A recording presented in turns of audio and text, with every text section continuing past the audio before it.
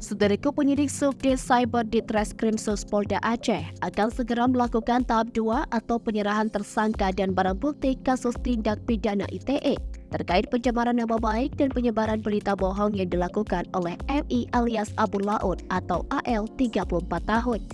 Tahap 2 tersebut direncanakan akan dilaksanakan pada Senin mendatang 27 November di Kejari Banda Aceh setelah berkas kasus tersebut dinyatakan lengkap atau P21 oleh jaksa pada Rabu 22 November 2023. Mengutip dari serambinews.com, di Treskrim Polda Aceh, Kombes Winardi melalui Kasubmit Cyber Kompol Ibrahim membenarkan bahwa berkas kasus MI alias Abu Laut telah dinyatakan lengkap atau P21 oleh jaksa.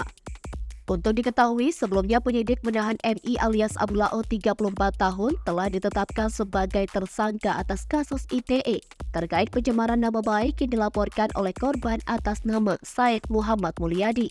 Selama pemeriksaan, yang bersangkutan ditahan di Rutan Mapolda Aceh.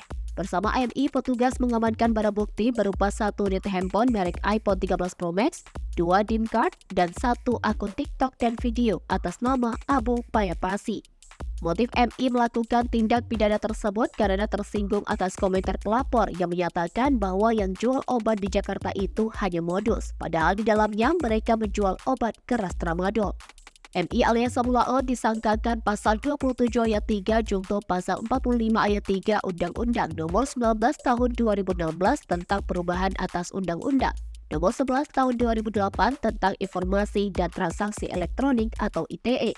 Pasal 310 dan Pasal 311 KUH Pidana serta Pasal 14 Ayat 1 Undang-Undang Nomor 1 Tahun 1946 tentang Peraturan Hukum Pidana.